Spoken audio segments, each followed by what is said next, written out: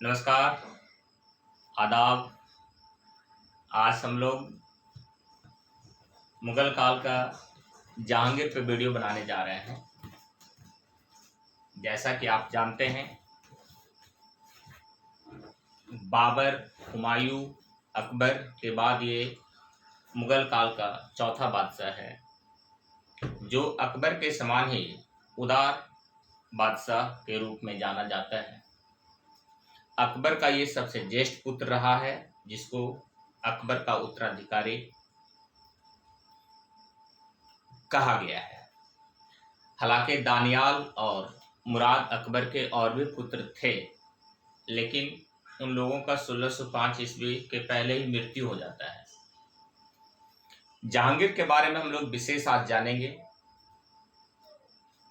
जहांगीर अकबर के किए गए क्षेत्र विस्तार तक ही सीमित रहता है, इससे ज़्यादा ये नहीं बढ़ा पाता है। हालांकि कांगड़ा विजय ये करता है, लेकिन वो लाहौर में ही मिल जाता है। पहले से जो सूबा है, अर्थात इसमें भी अकबर 12 से दक्षिण भारत में विजय करने के बाद जहाँ 15 सूबा बनाया था, जहांगीर के समय में 15 का 15 ही सूबा रह जाता है।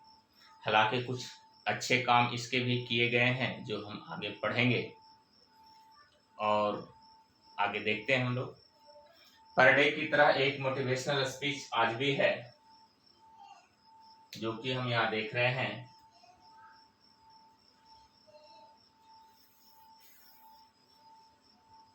कामयाबी का जुनून होना चाहिए, फिर मुश्किलों की क्या औकात। यदि कामयाब होना है तो हम लोग को जुनून पैदा करना होगा, फिर जो भी मुश्किलें हैं वो अपने आप दूर हो जाएगा। चलिए देखते हैं आगे हम लोग। आज जहांगीर पढ़ते हैं। 1605 ईस्वी से 1627 ईस्वी तक ये मुगल का बादशाह, मुगल शासक रहता है। जहांगीर का जन्म 1569 ईस्वी में 1569 ईस्वी में हुआ है। यह अकबर का उत्तराधिकारी, जिसे सलीम नाम से भी जाना जाता है, आप याद रखिएगा, इसे सलीम नाम से भी जाना गया है। हालांकि अकबर और जहांगीर सलीम पे एक फिल्म है दिलीप कुमार का, मुगले आजम, देखे होंगे सभी लोग। बहुत प्यारा पुत्र था अकबर का ये, जिसे अकबर शेखू बाबा के नाम से भी पुकारता था। चलिए देखते हैं। अकबर के दो पुत्र और भी हैं, दानियाल और मुराद। जैसा कि मैंने पहले बताया, दानियाल और मुराद, इन दोनों पुत्रों की मृत्यु 1605 ईस्वी के पहले ही हो जाती है। अर्थात जो ज्येष्ठ पुत्र जहांगीर है, उसे ही अकबर का उत्तराधिकारी नियुक्त किया जाता है। 24 अक्टूबर 1605 ईस्वी को जहांगीर जो है, नूरुद्दीन मोहम्मद जहांगीर, ये जहांगीर का फिगर लगाया गया है, बादशाही गाजी की उपाधि धारण कर आगरा के किले में राज्याभिषेक करवाया। आपको एक बार फिर से फिगर दिखा दें, यही फिगर है जहांगीर का, जिसने नूरुद्दीन मोहम्मद जहांगीर बादशाही गाजी की उपाधि धारण किया और आगरा में अपना राज्याभिषेक करवाया। आगरा में भी लाल किला है, वहीं पे अपना राज्याभिषेक करवाता है। जहांगीर की मां हरखाबाई, बहुत इंपॉर्टेंट नाम, मरियम उजमानी भी इसे कहा जाता है। ये अकबर की पत्नी। अकबर सलीम को शेखू बाबा पुकारता था बचपन में। जहांगीर शिक्षा ग्रहण बैरम खां के पुत्र अब्दुल रहीम खाने खाना के देखरेख में करता था। यानी जहांगीर का जो मुख्य शिक्षक है अब्दुल रहीम खाने खाना है, वही बैरम खां, जिसको अकबर 1560 ईस्वी में मक्का जाने का आदेश पारित करता है, वही बैरम खां का पुत्र है। अब्दुल रहीम खान खाना इससे शिक्षा ग्रहण करता है जहांगीर। और हरखा बाई का जो नाम यहाँ पे आ रहा है, ये भारमल की पुत्री है, भगवान दास की बहन है। और फिर इसी घराने में जहांगीर की भी शादी हो जाती है, जो भगवान दास की पुत्री से या मान सिंह की बहन से शादी होती है। अर्थात आमेर घराने में अकबर का भी शादी हरखाबाई से, और फिर इसी घराने में जो हरखाबाई भारमल की पुत्री है या बेटी है, इसी घराने में भारमल का पुत्र भगवान दास की पुत्री से जहांगीर का शादी होता है। उसको हम लोग आगे देखेंगे। चलिए देखिए, जहांगीर 2 विवाह किया था, प्रथम आमेर राज में तथा दूसरा मारवाड़ राज में। तो ये जो आमेर राज है, इसी आमेर राज में भारमल की पुत्री जो हरखाबाई है, जो भी हम लोग ऊपर देखें, इससे अकबर का शादी हुआ था, अकबर विवाह किया था। और अब आमेर के राजा भगवान दास, जो कि भारमल के पुत्र हैं, ये भगवान दास, तो भगवान दास की पुत्री या राजा मान सिंह की बहन मानबाई से विवाह होता है जहांगीर का। स्पष्ट हो जाना चाहिए, एक ही घराने में बाप बेटा का शादी होता है। इस पत्नी से जहांगीर पुत्र खुसरो था, ठीक है। इस पत्नी से जहांगीर का पुत्र खुसरो था। क्योंकि जहांगीर 2 विवाह करता है, तो एक से खुसरो है और दूसरा से खुर्रम है। जहांगीर मानबाई को शाह बेगम की उपाधि प्रदान किया था, शाह बेगम की उपाधि मानबाई को। हालांकि फिर बाद में, चूंकि आपको मालूम है कि जहांगीर बहुत ही शराब का नशा करता था, अतः इससे मानबाई को तकलीफ पहुंचा और फिर बाद में सुसाइड कर लेती है। ऐसा इतिहास में लिखा गया है। शाह बेगम की उपाधि मानबाई को दिया था। दूसरा विवाह मारवाड़ राज में उदय सिंह की पुत्री जगत गोसाई अथवा जोधाबाई से किया। याद रखिएगा, ये जोधाबाई अकबर की पत्नी नहीं है, फिल्मों सब में दिखाया जाता है, लेकिन ये इतिहास नहीं मानता है। अच्छे बुक जो यूनिक है, सबसे अच्छे बुक यूनिक है, जोधाबाई जहांगीर की पत्नी है, जो कि उदय सिंह या फिर मारवाड़ राज से आती है, ठीक है। इस पत्नी से खुर्रम, यही बाद में शाहजहां बन जाएगा, यह शाहजहां पुत्र का जन्म होता है। तो मानबाई से खुसरो और जोधाबाई से खुर्रम या शाहजहां। भी आई है, सभी एग्जाम के लिए याद रखिएगा, ठीक है। वीडियो आप देखते हैं, अच्छा लगता है, दूसरों को भी इसे व्हाट्सएप से या किसी भी तरह से जिसे आप भेज सकते हैं भेजिए। लाइक कीजिए, कमेंट कीजिए, सब्सक्राइब कीजिए और बेल आइकन को दबाइए। ओके, ये सबसे ही हमें उत्साह मिलता है आगे का वीडियो बनाने का। चलिए आगे देखते हैं। जहांगीर अपने पिता अकबर, आपको मालूम है इनके पिता अकबर हैं, अकबर की भांति उदार प्रवृत्ति का बादशाह था। बादशाह बनने के बाद जहांगीर न्याय की जंजीर के नाम से प्रसिद्ध, न्याय की जंजीर याद रखिएगा, न्याय की जंजीर किसने लगवाया था? तो जहांगीर लगवाया था। आगरा में कुछ दूर तक सोने का, यहाँ लिखा गया, प्रसिद्ध सोने की जंजीर को आगरा किले के शाह बुर्ज एवं यमुना तट पर स्थित पत्थर के खंभे में लगवाया, जिसमें कुल 60 घंटियां थी। ये जो न्याय का जंजीर है, कोई भी आम आदमी घंटी को बजाकर बादशाह से डायरेक्ट मिल सकता था। यही है न्याय की जंजीर।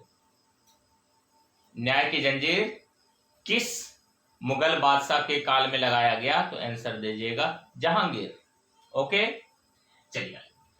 लोक कल्याण कार्यों से संबंधित इसमें 12 आदेशों की घोषणा भी करवाई गई थी, जिसकी चर्चा खुद अपनी आत्मकथा में जहांगीर ने लिखा है। आईने जहांगीरी में आईने जहांगीरी खुद जहांगीर लिखा है। जहांगीर के 12 आदेशों का कुछ प्रमुख तथ्य मैंने यहाँ पे लिखा है जो एग्जाम पॉइंट ऑफ व्यू से इंपॉर्टेंट है। वो है शराब एवं मादक पदार्थों के निर्माण तथा इसके बिक्री पर रोक। देखिए आप देख रहे हैं जैसे बिहार सरकार अभी किया हुआ है ना, इतिहास में ही कर दिया है बादशाह लोग। इसके बाद है रविवार अकबर का जन्म दिवस है, जन्म होता है, और बृहस्पतिवार जहांगीर का राज्याभिषेक का दिवस है। वो पशु वध पर रोक लगाया गया था। जैसा कि आप जानते हैं 2 अक्टूबर को पशु वध पे रोक है अपने हिंदुस्तान में, ऐसा वहां भी है लिखा हुआ इतिहास में, पशु वध पे रोक रविवार और बृहस्पतिवार को। और भी जानिए, दंड स्वरूप नाक एवं कान काटने की प्रथा का अंत किया गया। जो पहले से कुप्रथा, एक तरह से नाक कान काट लेना ये कुप्रथा था, इसको ये अंत कर दिया जहांगीर। बहुत इंपॉर्टेंट है, याद रखिए। किसानों के भूमि अथवा जमीन पर जबरन अधिकार पर रोक लग गया। जबरन अधिकार पर रोक लगाया गया। जहांगीर को गद्दी पर बैठते ही सर्वप्रथम 1606 ईस्वी में खुसरो के विद्रोह का सामना करना पड़ा, क्योंकि खुसरो इसका एक बेटा, जैसा कि आप देखें अभी, और एक खुर्रम बेटा है, तो खुसरो से इसको विरोध करना पड़ा। खुसरो को सिखों के 5वें गुरु अर्जुन देव याद रखते हैं, तथा मामा मान सिंह, इसका मामा मान सिंह आमेर घराने से समर्थन प्राप्त था। मान सिंह के बारे में तो आप जानते ही हैं, अकबर के समय में कितना ओहदा पर थे मान सिंह। तो उस मान सिंह का और गुरु अर्जुन देव का खुसरो को समर्थन था, जो जहांगीर के खिलाफ में आ गया, अपने फादर के, अपने पिता के खिलाफ में आ गया।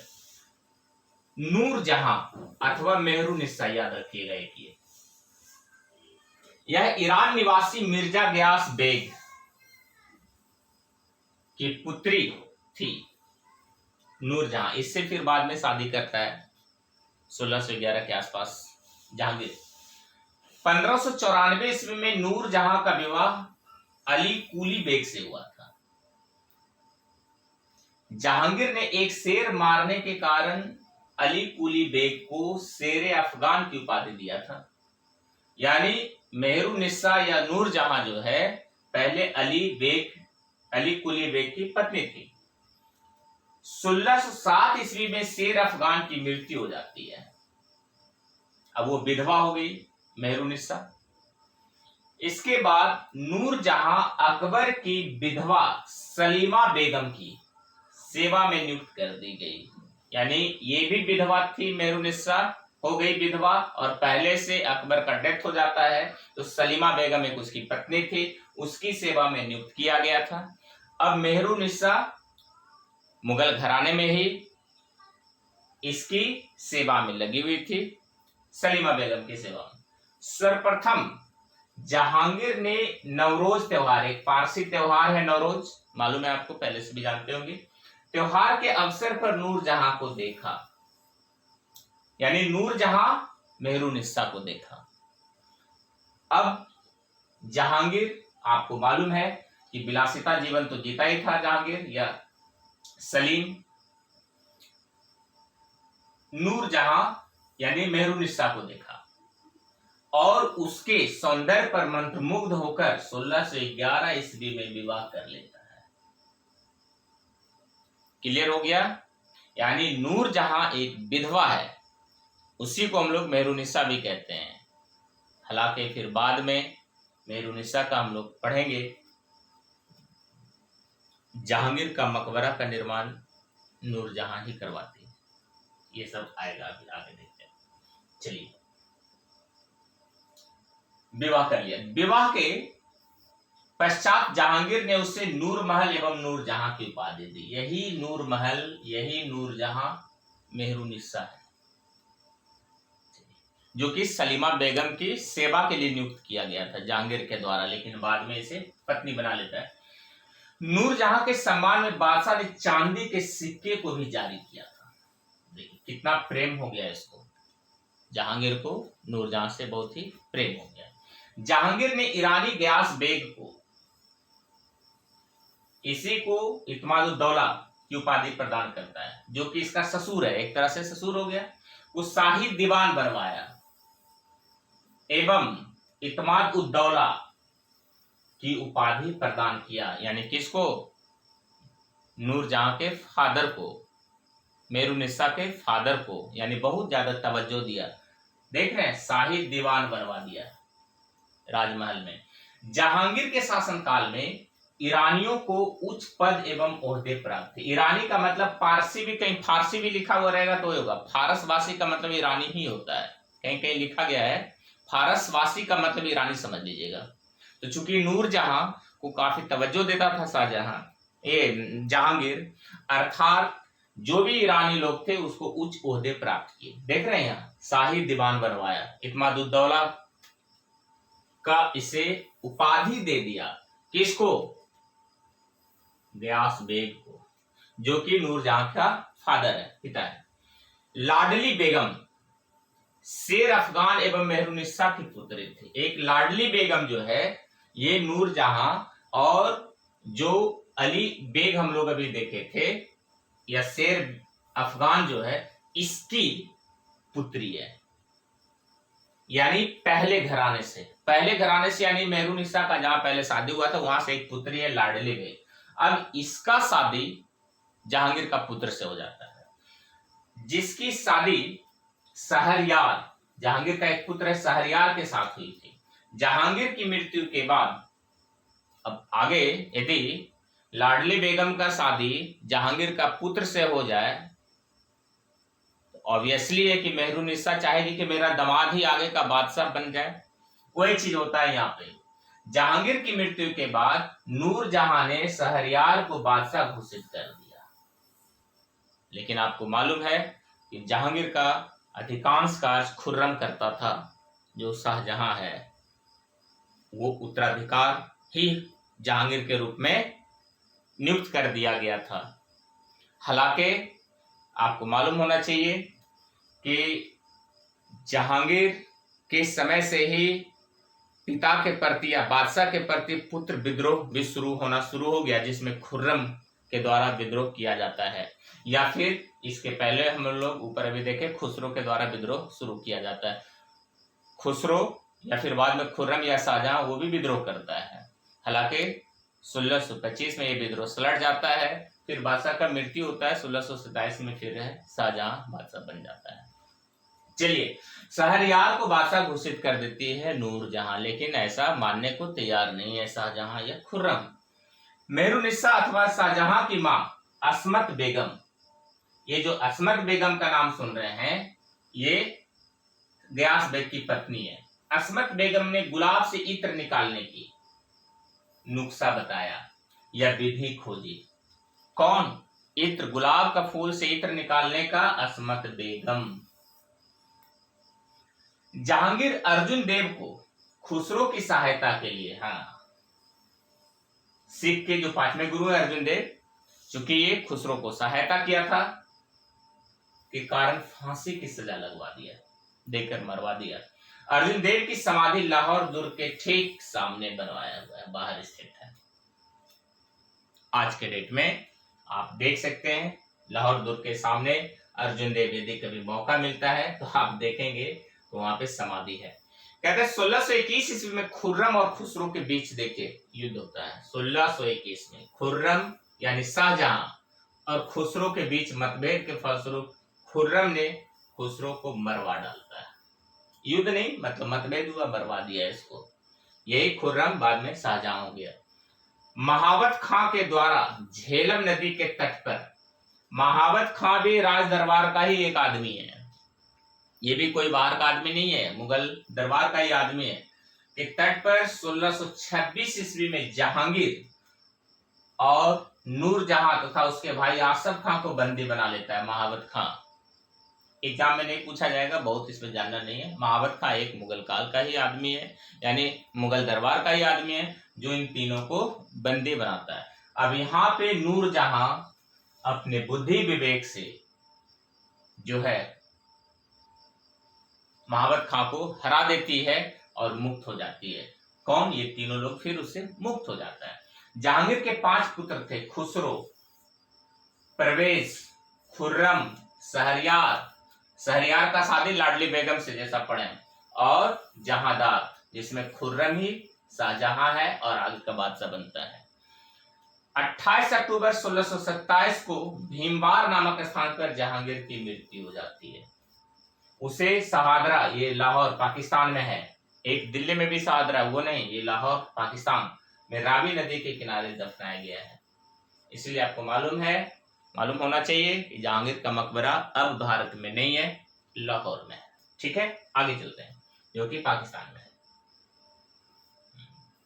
जहांगीर के दरबार में सूरदास भी रहते थे। सूरदास, जिन्होंने सूर सागर की रचना की, भी आई, याद रखिएगा। जहांगीर भी अपने पिता की भांति सभी धर्मों के प्रति सहिष्णु था, ज्यादा विरोधी नहीं, कट्टर नहीं। कट्टरता औरंगजेब में देखने को मिलेगा। जहांगीर अपनी आत्मकथा तुजुक ए जहांगीरी की रचना की थी, जिसमें कि हम लोग अभी देखे थे, न्याय की जंजीर वगैरह सब उसमें। बीपीएससी एग्जाम के लिए ये ऐड दिया गया है। यदि आपके घर में कोई भाई बहन कोई भी बीपीएससी की तैयारी करते हो तो इस नंबर पे कॉल करने बोलिए, उनको सारा सुविधा मिलेगा। चलिए अब देखते हैं जहांगीर का साम्राज्य विस्तार के बारे में हम लोग पढ़ेंगे। साम्राज्य विस्तार, जो इसका साम्राज्य, तो साम्राज्य विस्तार में मोटा मोटी आप ये जान लीजिए कि ये अकबर जितना साम्राज्य विस्तार करके गया था उतना ही इसके साम्राज्य में रह पाया। एक कांगड़ा, हिमाचल प्रदेश का जो क्षेत्र है, उधर थोड़ा सा ये अपना विस्तार कर पाया था, मिलाया था, जो कि लाहौर सूबा में ही मिल गया। अर्थात इसके समय में भी सूबा की संख्या 15 ही रहता है, याद रखेंगे। चलिए देखते हैं, जहांगीर ने मेवाड़ के साथ युद्ध 1605 से 15 ईस्वी तक 18 युद्ध किया था, चलता रहा, जिसमें मेवाड़ के राणा अमर सिंह से फिर संधि हो जाती है और मुगलों का आधिपत्य स्वीकार करने के बाद जो है फिर वो मुगल का आधिपत्य तो स्वीकार करता है और पुनः मेवाड़ प्राप्त कर लेता है अमर सिंह। दक्षिण में खुर्रम ने अहमदनगर, महाराष्ट्र का एरिया है, खुर्रम यानी शाहजहां, मुगल साम्राज्य में मिला लिया। 1617 ईस्वी में अहमदनगर और मुगलों में संधि हो गई। बीजापुर के राजा ने खुर्रम को मूल्यवान उपहार दिए और बदले में जहांगीर ने उसे फरजद, यानी एक तरह से पुत्र, फरजद की उपाधि प्रदान किया। बीजापुर, जब यहाँ एक शब्द आ गया है बीजापुर, तो आप देख लीजिए कि बीजापुर की भौगोलिक स्थिति यही है। महाराष्ट्र, कर्नाटक और आज के डेट में तेलंगाना के क्षेत्र में बीजापुर का साम्राज्य रहा है। बीजापुर जाना जाता है गोल गुंबज के लिए। देखिए यहाँ पे ऐड आपको दिख रहा है, फिगर लगाया गया है। गोल गुंबज जो आदिल शाह बनवाया है, कहा जाता है कि दुनिया का सबसे बड़ा बिगेस्ट गुंबज है अभी वर्तमान में ये, और उस समय ये बना है, सोचिए। आगे देखते हैं, खुर्रम की इस सफलता के लिए जहांगीर ने उसे शाहजहां की उपाधि दी। जो बीजापुर और अहमदनगर क्षेत्र में जो विजय प्राप्त किया खुर्रम और संधि करवा लिया, तो इससे खुश होकर शाहजहां बना दिया अपने पुत्र खुर्रम को। किसने? जहांगीर ने। जहांगीर के समय 1622 में कंधार भारत के हाथ से निकल गया। देखिए कंधार जो अफगानिस्तान में है आज, आपको मालूम होगा, शाह अब्बास के हाथ में चला गया। कंधार भारत यानी हिंदुस्तान के हाथ से निकलकर शाह अब्बास के हाथ में चला गया। जहांगीर के काल में सूबे की संख्या 15 थी, जो कि अकबर के समय में भी थी। अकबर के समय में आपको मालूम है, पढ़ाए हैं इसके पिछला वीडियो में, वीडियो नंबर 14 में, कि अकबर के समय 12 सूबा रहता है। जब दक्षिण भारत का अभियान में जब वो विजय हासिल करता है तो 3 सूबा बढ़ता है और हो जाता है 12 + 3 15। अकबर के समय में 12 + 3 = 15, और यही 15 यथावत रह जाता है जहांगीर के समय में भी। 1623 ईस्वी में ही शाहजहां तथा 1626 ईस्वी में महाबत खां ने जहांगीर के खिलाफ विद्रोह कर दिया। जैसा कि आप महावत खां वाला भी देखे ही थे ऊपर में, महावत खां ने जहांगीर को झेलम नदी के किनारे बंदी बनाया था। नूरजहां ने महावत खां के विद्रोह को अपने बुद्धिमानी से कुचलने में अहम भूमिका निभाई थी और जहांगीर को बचाई थी।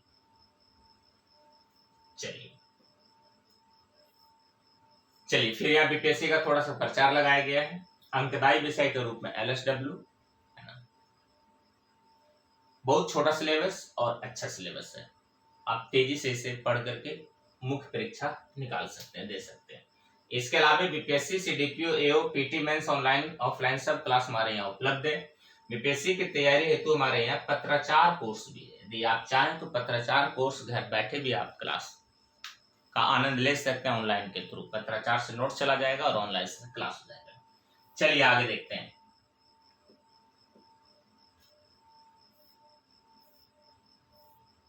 चाणक्य सीटीसी पटना, ये हमारा एक मैथ रीजनिंग जीके जीएस का क्लास सेंटर है, जहां पे देखिए लिखा गया है मैथ रीजनिंग जीके जीएस। यहाँ एक ऑफर बैच है अभी 599 रुपीज का, जो 24 मंथ्स के लिए वैलिडिटी है। ऑनलाइन, यदि ऑनलाइन से ऑफलाइन में आना चाहते हैं, जब लॉकडाउन पूरी तरह से फिनिश होगा तो ऑफलाइन में भी पटना में आकर पढ़ सकते हैं। इसके लिए इस पे कॉल करेंगे आप। बीपीएससी की तैयारी के लिए यदि कॉल करना है तो आप इस पे कॉल कर सकते हैं 9128 पे। सर्वाधिक अंकदायी ऑप्शनल विषय के रूप में देखिए 3 विषय है, भूगोल, एलएस, एंथ्रो। इसके अलावे पीए हिस्ट्री भी हमारे यहाँ है। पीटी मेंस जीएस नोट्स भी हमारे यहाँ उपलब्ध है। इसको आप पत्राचार के रूप में भी नोट्स को मंगवा सकते हैं और घर बैठे आप बिहार लोक सेवा आयोग की तैयारी कर सकते हैं, जहां आप SDM, DYSP, BDO, CO, registrar वगैरह बन सकते हैं। चलिए आगे देखते हैं। फिर हम लोग आगे यूरोपीय जो लोग जहांगीर के दरबार में आए उसके बारे में हम कुछ लोग जानते हैं। जहांगीर के दरबार में सबसे पहले पुर्तगाली आए थे। पुर्तगाली जहांगीर ने उन्हें स्वतंत्रता के साथ साथ अतिरिक्त सहायता भी दिया था। वह जेसुइट पादरियों से काफी प्रभावित था, खासकर फादर जेवियर से बहुत ज्यादा प्रभावित था जहांगीर, यानी उसे अच्छा लगता था, उधर का वेस्टर्न कल्चर अच्छा लगता था। जहांगीर के काल में अंग्रेज भी व्यापारिक सुविधाओं का फायदा उठाना चाहते थे और उठाए भी। विलियम हॉकिंस का नाम सुने होंगे, 1608 ईस्वी में आया था। William Finch, sir Thomas Roe 1615 में आया था जहांगीर के दरबार में। एडवर्ड टैरी जहांगीर के दरबार में आने वाले यूरोपियन कुछ थे, है ना। ये सब अंग्रेज थे और ये पुर्तगाली थे, फादर जेवियर। जहांगीर ने हॉकिंस को 400 का मनसब भी दिया था। मनसब के बारे में एक क्लास आपको लिया जाएगा, बताया जाएगा कि मनसब व्यवस्था क्या था। ठीक है, आगे जहांगीर 1606 ईस्वी में नौरोज त्योहार एक पारसी त्योहार है जो कि 9 दिनों का त्योहार है, बहुत ही धूमधाम से मनाया था 1606 ईस्वी में। 1606 ईस्वी में इसी समय उसने आगरा के किले से कुछ दूर घंटियां लगवाई, जिसे बजाकर, वही जो हम लोग इसके पहले पढ़े थे, सोने की जंजीर, आम नागरिक या व्यक्ति बादशाह से सीधे मिल सकता था। एक समय होता था, बादशाह बैठा हुआ रहता था, आप घंटी बजा करके आम आदमी भी वहां पे मिल सकते थे। वही है सोने की जंजीर जो लगवाया था। जहांगीर का सबसे बड़ा गुण उसकी न्यायप्रियता थी। बहुत ही अच्छा बादशाह के रूप में जाना गया, न्यायप्रियता, न्याय के लिए। तो ये जो सोने की जंजीर है, न्यायप्रियता ही तो है, ख्याति है इसका। जहांगीर ने 2 अस्पा एवं सिंह अस्पा की प्रथा चलवाई थी। 2 अस्पा 2 घोड़ा, सिंह अस्पा 3 घोड़ा। अब देखिए यहां लिखा गया 2 अस्पा, इसमें मनसबदार को अपने पद के 2 गुना घोड़े रखने होते थे, अपने पद के 2 गुना, यानी एक अतिरिक्त, याद रखेंगे, 1 प्लस 1, यानी एक घोड़ा से चल रहा है तो एक अतिरिक्त घोड़ा। यदि घोड़ा किसी प्रकार से घायल हो गया युद्ध नहीं कर सकता है, नहीं जा सकते उसमें, तो 1+1 इसी को कहते हैं 2 अस्पा। क्वेश्चन आ सकता है ऐसा, एक अतिरिक्त घोड़ा का व्यवस्था क्या कहलाता था, तो हो जाएगा 2 अस्पा। और 1+1+1 तो 1+2 हो जाएगा ये, तो 1+2 अतिरिक्त हो जाएगा तो 3 हो जाएगा। इसमें मनसबदार को अपने पद के 3 गुना, तो यानी एक सैनिक को 3 घोड़ा यानी 2 अतिरिक्त, एक सैनिक को 2 घोड़ा यानी 1 अतिरिक्त। यही था 2 अस्पा और 3 अस्पा, अच्छा से समझ लीजिए।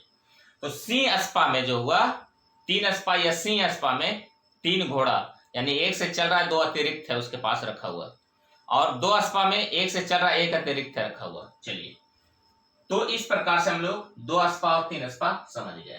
तो ये जहांगीर के समय में प्रचलन में आया। अब है चित्रकला। आपको मालूम है कि चित्रकला का विकास तो अकबर के समय में ही हो गया था, है ना, लेकिन चरमोत्कर्ष पर पूछा जाएगा तो जहांगीर होता है आंसर। हालांकि बीपीएससी में देखिए अकबर को ले रहा है आंसर, ठीक है, लेकिन याद रखिएगा जहांगीर। मुगल काल में चित्रकला का चरमोत्कर्ष जहांगीर काल में रहा। हालांकि यहाँ पे हालांकि लिखा हुआ है रहा, हालांकि अकबर काल में भी चित्रकला अपने शिखर पर रही थी। चरमोत्कर्ष और शिखर का थोड़ा सा अंतर ही है। चरमोत्कर्ष यानी सबसे ज्यादा चित्रकला प्रेमी था जहांगीर। जहांगीर के दरबार में उस्ताद मंसूर एवं अबुल हसन सबसे महत्वपूर्ण चित्रकार थे। मंसूर और अबुल हसन। बादशाह ने अबुल हसन को नादिरुजमा और उस्ताद मंसूर को नादिल उल असर की उपाधि दिया था, ये दोनों चित्रकार को। ठीक, जहांगीर ने हेरात के चित्रकार, हेरात अफगानिस्तान क्षेत्र में ही है, के चित्रकार आका रिजा के नेतृत्व में आगरा में एक चित्रणशाला की स्थापना किया था। हेरात का बहुत बड़ा चित्रकार था आका रिजा, इसके नेतृत्व में, इसके देखरेख में आगरा में एक चित्रणशाला की स्थापना करवाया था। आगे देखते हैं। 1623 ईस्वी में खुर्रम का विद्रोह। देखिए खुर्रम यानी यही शाहजहां। खुर्रम का विद्रोह का मुख्य कारण नूरजहां अपने दामाद शहरयार को वली अहद बनाने की कोशिश कर रही थी, इसीलिए कर दिया था। शहरयार जो है ये भी तो शाहजहां का ही पुत्र है, तो शहरयार का शादी लाडली बेगम से हो गया था, यानी नूरजहां के पहले जो पहले शादी की थी उससे, यानी शेरे अफगानिस्तान से और नूरजहां से जो शादी हुआ था उससे जो पुत्री लाडी बेगम थी उससे शहरयार का शादी हो जाने के वजह से नूरजहां शहरयार को दरबार में वली अहद यानी एक बड़े पद पर रखने की कोशिश कर रही थी, इसीलिए खुर्रम जो है यानी शाहजहां जो है विद्रोह कर देता है अपने फादर के खिलाफ। हालांकि 1625 ईस्वी में बादशाह और खुर्रम अर्थात बाप और बेटा यानी शाहजहां और जहांगीर में सुलह हो जाता है, सुलह हो गया था। ठीक है, जहांगीर ने हिजड़ों के व्यापार पर रोक लगाने का प्रयास किया था। याद रखिएगा, हिजड़ों का व्यापार होता था उस समय, उस पर रोक लगाया था। अच्छा बादशाह है। पिता के खिलाफ विद्रोह करने की शुरुआत जहांगीर के समय में ही हुआ है। शुरू में आप देखें 1606 में खुसरो ही कर दिया था, फिर 1623 में खुर्रम भी किया है। तो इसी समय से ये असंतोष पनपा, और अकबर के काल में तो ऐसा हुआ ही नहीं, क्योंकि अकबर का इकलौता पुत्र जहांगीर, हालांकि 2 और पुत्र था तो उसका तो आप अभी ऊपर देखे ही थे, उसका कोई ज्यादा इंपॉर्टेंस था नहीं। चलिए, स्थापत्य कला। जहांगीर ने आगरा के निकट सिकंदरा में अकबर का मकबरा, लाहौर की मस्जिद बनवाई। ये 2 इंपॉर्टेंट है स्थापत्य कला के क्षेत्र में, अकबर का मकबरा और लाहौर की मस्जिद, ये जहांगीर का इंपॉर्टेंट स्थापत्य। लेकिन इससे ज्यादा ये फेमस है चित्रकला के लिए। जहांगीर के काल के अंतिम समय में पूरी तरह संगमरमर की इमारतें बनना शुरू हो गया था। बनवाने तथा दीवारों को फूलदार आकृति में सजाने का प्रचलन शुरू हो गया था। और फिर बाद में ये चरमोत्कर्ष पर ये कार्य शाहजहां के द्वारा जाता है, जिसमें कि ताजमहल जो दुनिया का 7वां अजूबा है वो बनता है। साज सज्जा की यह शैली जड़ाऊ नक्काशी या पेत्रा द्यारा के नाम से जाना जाता है। पेत्रा द्योरा है ना, द्यारा के नाम से जाना जाता है, कहलाता है। पीट्रा डुओरा भी कहीं पे लिखा हुआ रहेगा, इंग्लिश में पीट्रा डुओरा भी कहलाता है। जड़ाऊ नक्काशी हिंदी में पीट्रा डुओरा शैली जहांगीर ने चलवाया था। यानी इसका जब शाहजहां के आगमन और जहांगीर के लास्ट फेज में पीट्रा डुओरा शैली फेमस हो गया। नूरजहां द्वारा आगरा में, याद रखेंगे, बनवाया गया उसके पिता इत्मादौला का मकबरा पच्ची काली और संगमरमर के पत्थर के प्रयोग के कारण अद्वितीय है, अद्वितीय है। यानी शाहजहां जो वहां पे 7वां अजूबा 7 आश्चर्य ताजमहल बनवाता है, उसके पहले नूरजहां ने इत्मादौला का मकबरा आगरा में बनवाता है, जो कि संगमरमर का अद्वितीय उदाहरण है। 7 नवंबर 1627 ईस्वी को जहांगीर की मृत्यु हो जाती है। उसके बाद लाहौर में उसको दफना दिया जाता है।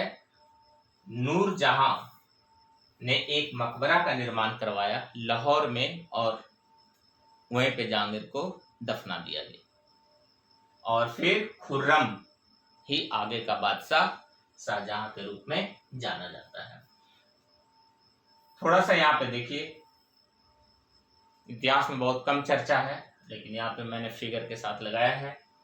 ये अनारकली और ये शेखू बाबा यानी जहांगीर। थोड़ा सा इसके बारे में हम लिखने का प्रयास किए हैं। यहाँ पे जहांगीर अपनी प्रेयसी अनारकली के लिए, प्रेयसी यानी प्रेमिका के लिए 1615 ईस्वी में लाहौर में एक सुंदर कब्र बनवाया और प्रेम पूर्वक अभिलेख लिखवा दिया उस कब्र पे कि यदि मैं अपनी प्रेसी अनारकली का चेहरा एक बार पुनः देख पाता तो कयामत के दिन तक अल्लाह को धन्यवाद देता। कितना प्रेम था अनारकली के लिए। नूरजहां, अनारकली, ये सब बाद में जहांगीर से जुड़ी काफी प्रेम था इसको, है ना। ये कब्र पे लिखा हुआ है। यदि पाकिस्तान जाने का मौका मिलता है कभी तो जरूर लाहौर में इसे देखा जाए। हम भी कोशिश करेंगे देखने का। चलिए आगे देखते हैं। और इस प्रकार से थोड़ा सा और भी यहाँ पे एक ऐड है बीपीएससी के लिए। जिनको बीपीएससी की तैयारी करना है, घर में यदि ये वीडियो देखते हैं तो आप हमारे साथ किसी भी तरह से जुड़ सकते हैं, ऑफलाइन, ऑनलाइन या पत्राचार के माध्यम से भी। चलिए, ये चंपारण आईएएस का लोगो है जो कि 2015 से कोचिंग चल रही है। आपको मालूम है मानचित्र पे भूगोल पढ़ाने का पटना में सबसे बड़ा केंद्र चंपारण आईएएस है, जहां कुमार जयसर यानी मेरे द्वारा पढ़ाया जाता है। आपको वीडियो मिलेगा आगे। लगातार चैनल देखिए, सब्सक्राइब कीजिए, लाइक कीजिए, शेयर कीजिए और बेल आइकन दबाइए। ओके, आज का क्लास यहीं तक। जय हिंद, जय भारत।